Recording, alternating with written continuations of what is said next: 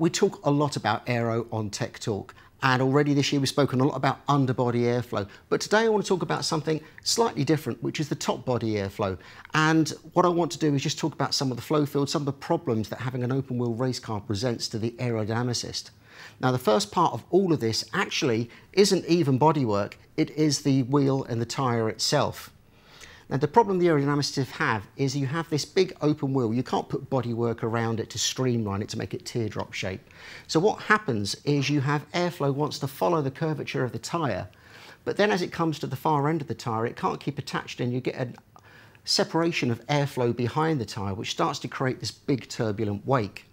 Now the problem with this wake isn't just that it's just dirty air, but it's what they call an unsteady airflow as well. So rather than it just being a kind of flow that you can see and stays in the same position, it moves about a lot. It gets bigger, smaller, it goes left and right, and this really creates lots of challenges for the aerodynamic designer.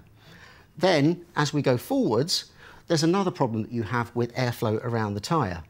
And this happens is when the airflow hits the tyre and then wants to split and separate around it. So what then happens is the airflow hits the front of the tyre and wants to split off around the side. And what then happens, as it spills off, it creates these vortices which you see here. So what it is, it comes off the side and then it just spills around, as you can see with all of these arrows. Now you get 4 of these on each tyre, 2 at the top, 2 at the bottom. Now the 2 at the bottom interact with the ground, a bit like a kind of a ground effect, and these make these lower ones much stronger. And then you have a big problem with the inner airflow. So now when we see this tyre attached to the car, you can start to see the problems that the wake creates for the rest of the bodywork. Now, naturally, if you did nothing else, this tyre wake would naturally want to go into the Coke bottle area, sucked in by the low pressure of the rear wing and the diffuser. This means that all of those aero surfaces will be working in the dirty wake and therefore be much less efficient. In recent years, what teams have done is try to create lots of outwash with the front wing, barge boards and other features, and this would push the front tyre wake outboard of the rear tyre. Now that was great for the aerodynamicist, it wasn't great for the car following. So when they changed the regulations for this year, what they did is try to straighten that airflow, so some of it goes just inside the rear tyre, some of it goes just out, but you can see generally you're straight lining that wake as far back along the car as you possibly can. Now the devices that you've got to do that with are the front wing end plate, which you can see, and also you have, in the most important one, will be the front tyre deflector. Now this does 2 things. This top surface just prevents some of that separation forming in the first place, but by and large it's the vertical section here which tries to straight line the airflow and send it back along the car. Now this works in all situations, but I'm also led to believe that this works best when you're actually running in turbulence and all of the other features like the front wing end plate and the floor edge wing aren't working as well. So that is a very important piece of bodywork on the new car. What you don't want is this wake to go into the underfloor tunnels. So what the FIA have allowed the teams to have is this kind of half a barge board floor edge wing here, and that just makes sure that none of that wake gets sucked into the underfloor tunnels, which would really ruin the car's downforce. Then we have to look at what these Tyre Vortices are doing as well.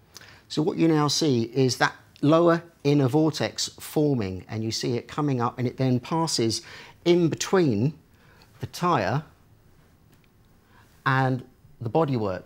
And what that means is the front wing is trying to work in an area where there's lots of turbulence and it chokes the front wing. So the front wing just doesn't work as effectively when you have that vortex working there.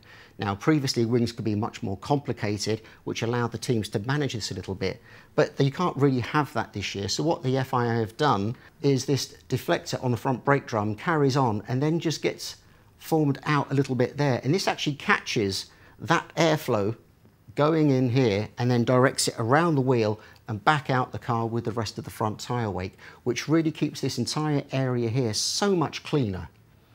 So that's with the tyres, and it's something you really can't get away with.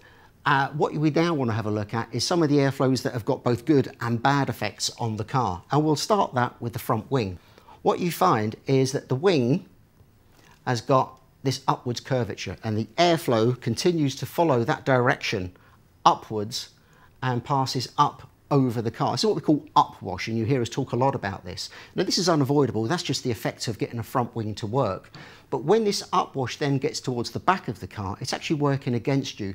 The rear wing, the beam wing, all the rear bodywork wants to work in either flat airflow or in a slight downwash. So the teams really want to do something to stop this upwash going too high and just flatten it out before it hits the side pods. But again, you're very limited with the bodywork that you've got.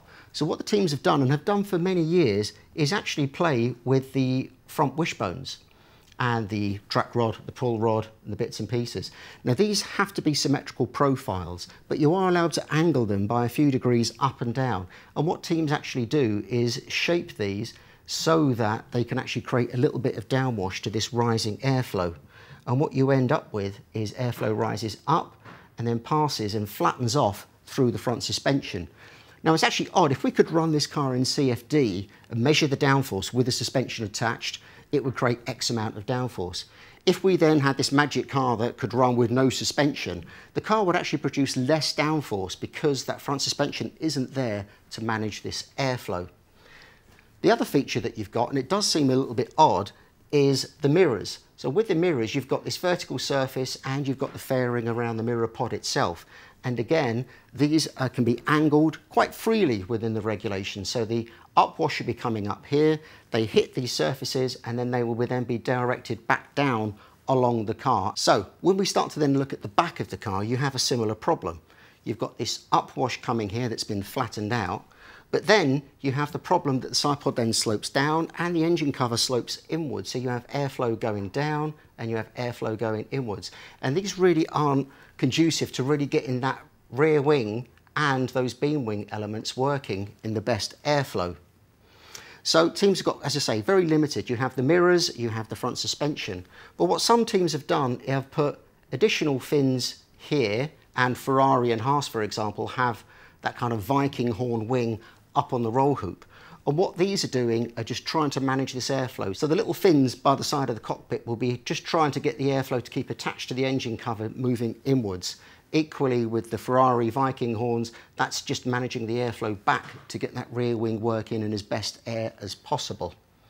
And then we come to the most important part of the regulations for 2022 is the wake that sits then behind the car. So, as we said, in previous days, the airflow used to come out very wide around the car. You would have lots of airflow off of the rear wing, out of the diffuser, and you ended up with this very wide wake at the back of the car. Now that was great for performance of this car, but a car following, whether it was directly behind or just off centre from that car, would then struggle and sit in all of that dirty airflow.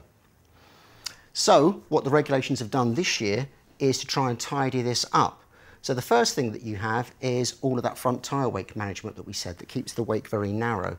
And then as the airflow hits the rear wing, it's thrown up very high.